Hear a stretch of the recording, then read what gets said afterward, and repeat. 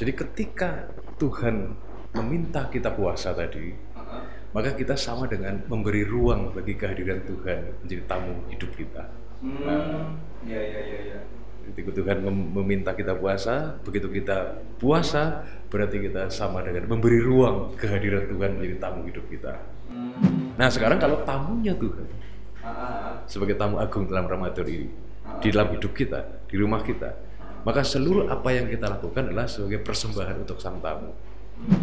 Jadi totalitas beramal kita, Tuhan pasti tidak mau kita kasih uang, tidak mau kita, Tuhan akan menyuruh kita memberikan kepada hamba-hambanya, maka kita bersedekahlah. Sesungguhnya kita sedang memberi Tuhan sebagai tamu kita, maka kita melayani itu.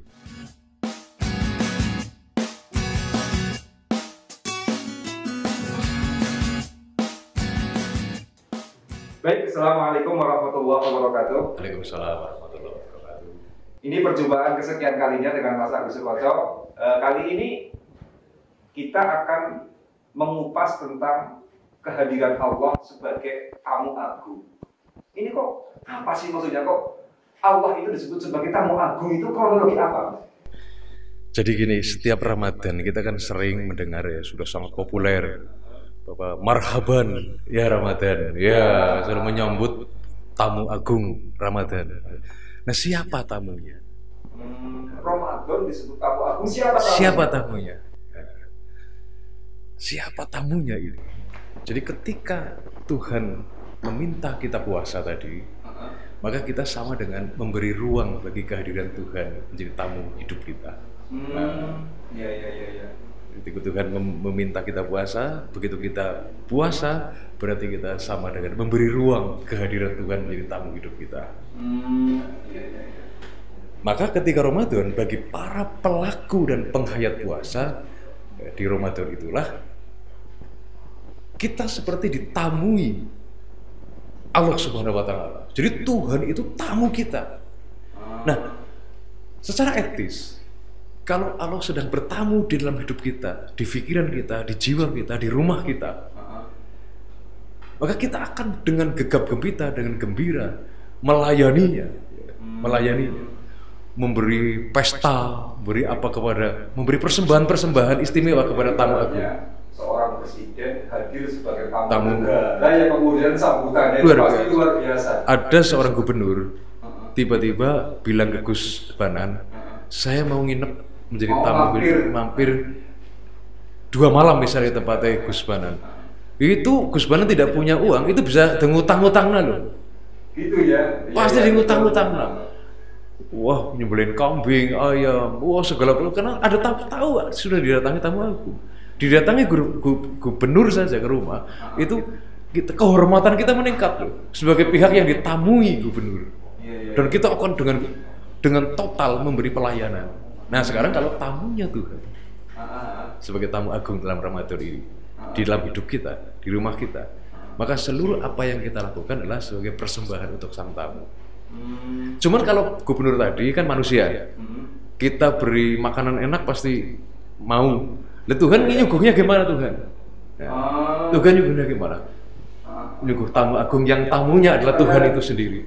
Nah maka ketika kita menyuguhinya, saya mau nyembelin ayam, Tuhan nggak doyan ayam, maka Tuhan pasti ngomong, sudah sini saya terima, tapi kasihkan kepada hamba-hambaku, tetangga-tanggamu, ya kan? Maka ketika kita memberi kepada tetangga, itu dalam rangka melayani tamu agung itu. Jadi kita total-totalan di bulan puasa disuruh beramal, iya nggak? Kalau kita merasa kita punya tamu agung, jadi totalitas beramal kita, Tuhan pasti tidak mau kita kasih uang, tidak mau kita Tuhan akan menyuruh kita memberikan kepada hamba-hambanya, maka kita bersedekahlah. Sesungguhnya kita sedang memberi Tuhan sebagai tamu kita, maka kita melayani Tuhan sebagai tamu kita. Sudah nanti Tuhan akan ninggali oleh-oleh loh.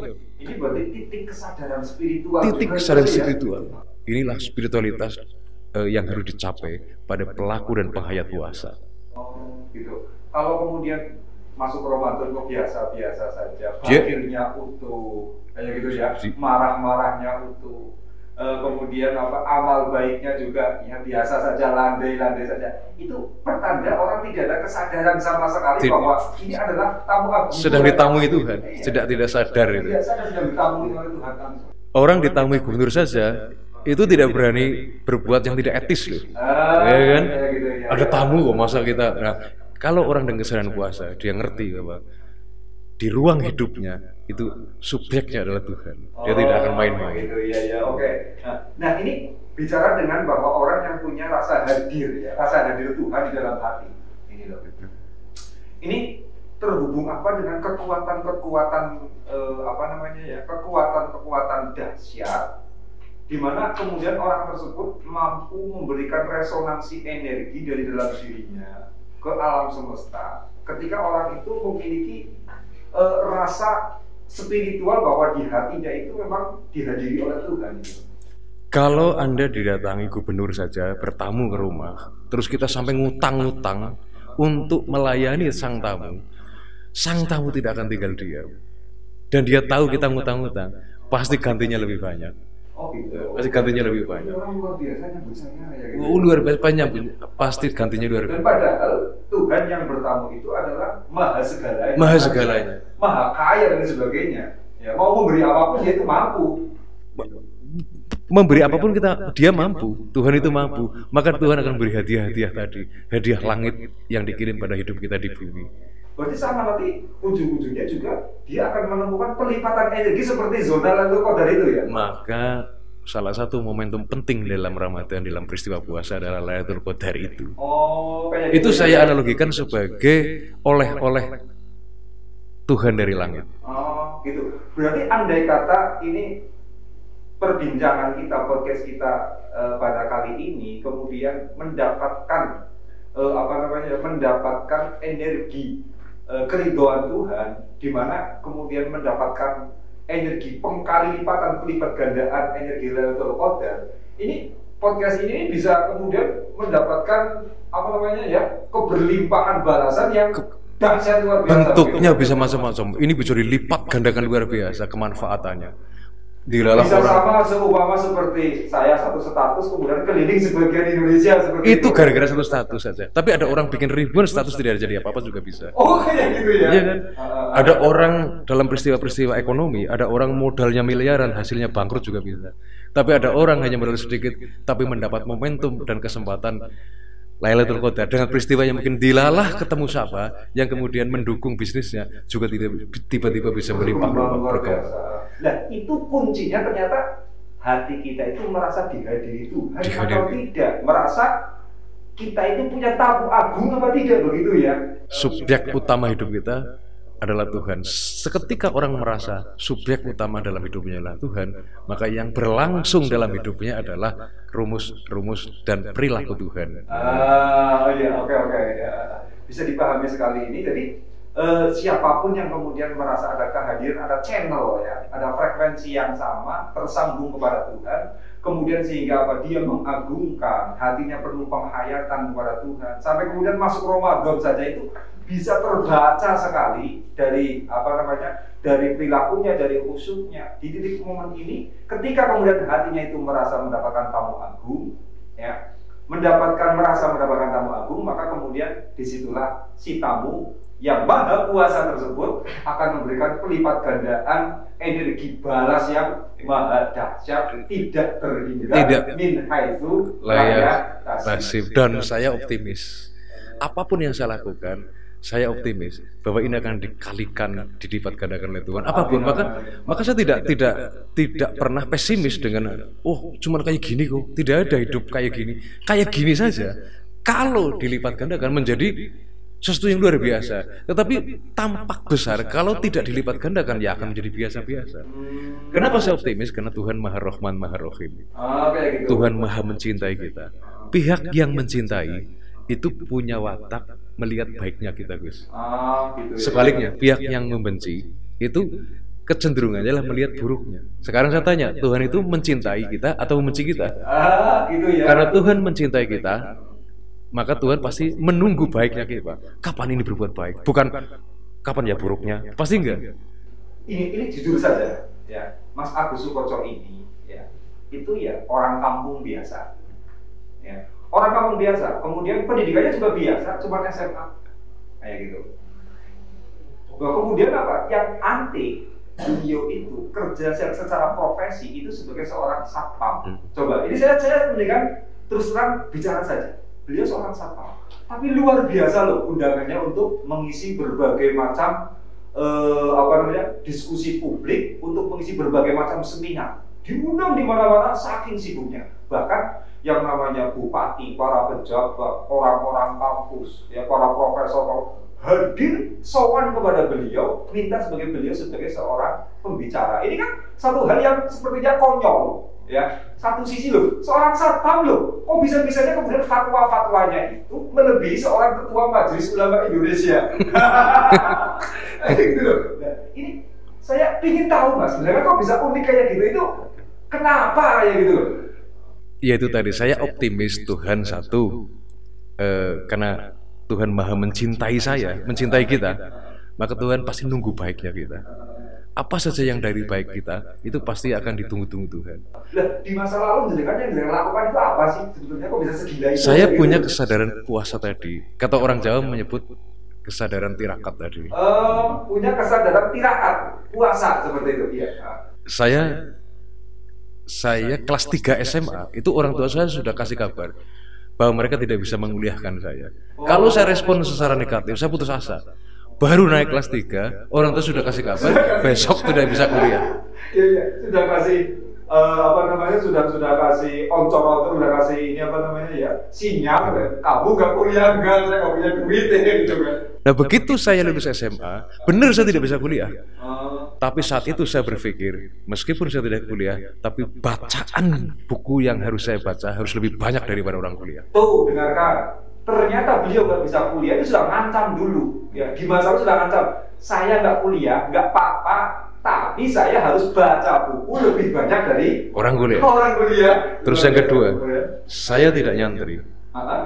Tetapi saya harus lebih kuat tirakatnya dari santri. Tuh, saya tidak nyantri, tapi saya harus lebih kuat tirakatnya dari santri. Terus itu yang saya lakukan. Terus saya mempelajari bagaimana saya mengakses Lailatul Qadar tadi dengan kesadaran puasa tadi. Maka saya 7 tahun saya jadi satpam.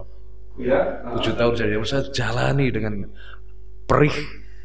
Tapi saya nikmat apa adanya. Tapi saya nikmat karena saya sedang menjalani dengan optimis bahwa saya akan dilipat gandakan. Maka ada-ada saja. Kemudian saya diterima di BUMN dari Satpam PT swasta. Kemudian saya didatangi direktur waktu itu ke rumah. Saya tidak ngelamar. Terus saya jadi sebuah karyawan di BUMN. Terus saat itu saya terus belajar terus. Saya ngomong biasa kayak gini. Oh tiba-tiba kok pada mendengarkan, pada gugu ya, pada kemudian banyak. Kemudian saya diundang, saya tidak sadar. Dan hari ini alhamdulillah ini tahadus birikmat. Saya sekolah biasa-biasa. Dan dulu waktu itu saya punya mimpi. Berkali-kali saya jadi narasumber berbarengan dengan profesor, dengan doktor. Ya pasti honornya juga sama dengan mereka. Iya. Coba, ini hal yang memang sudah sangat aneh ya. Hal yang unik menurut saya itu. Orang kampung, kemudian ya dari keluarga pas-pasan juga, sampai kuliah saja nggak punya biaya. Tapi kemudian dia punya lalu lintas, ya punya lalu lintas pergaulan yang luar biasa, diundang ke sana kemari menjadi pembicara. Jejer dengan para doktor, jejer dengan para rektor-rektor universitas kampus negeri, dengan universitas keislaman. Jadi ini hal yang luar biasa, dan apa yang beliau sampaikan itu sangat didengarkan oleh masyarakat. Nanti ya, jadi sebentar lagi ini ada pemilu presiden 2024 ini. Itu sudah biasanya ya, ini para para calon-calon para calon anggota Dewan Perwakilan ya, para anggota DPR ini sowan kepada beliau ini tadi. Satu energi yang konyol, satu sisi beliau hanya seorang satpam, tapi satu sisi ternyata ada energi yang luar biasa. Ternyata itu, ya beliau juga telah membeli harga yang sangat besar. Dan fakta, nggak kuliah, nggak apa-apa. Yang penting saya lebih banyak membaca buku daripada seorang mahasiswa, seorang yang kuliah. Saya tidak nyantri nggak apa-apa. Yang penting saya tirakat. puasa lebih hebat di dalam memberi kepada Tuhan daripada anak yang nyantri. Jadi pantas kemudian beliau itu mendapatkan prestasi-prestasi hidup, ya, mendapatkan kesempatan keberlimpahan dalam hidup ini melampaui, ya, orang-orang yang kemudian sudah menjalani secara formal, ya, sekolah, menjalani secara formal, nyantri dan lain sebagainya. Dan yang menginspirasi lagi dan memotivasi saya adalah kalau di Jawa itu Gus, itu ada 11 etape perjalanan manusia. Satu, Mas Kumambang. Mas Kumambang itu perumpamaan orang Jawa ketika menggambarkan manusia masih menjadi janin. Artinya apa? Orang Jawa sudah mengerti bahwa setiap janin, setiap orang itu emas yang mengambang. Artinya ia potensi besar. Ia punya potensi yang sama karena dia disebut emas kumambang. Itu yang kedua, Mijil lahir, Sinom, Kinanti, Asbarandana, Gambuh, Dandanggula, Durma, Pangkur sampai Megatruh, Pucung. Itu 11 etape perjalanan manusia. Nah, persoalan sekarang ketika sebagai janin yang disebut emas yang mengambang, itu ketika lahir dia memasuki rahim berikutnya, yaitu rahim keluarga, pendidikan keluarga, rahim pendidikan masyarakat, rahim pendidikan formal.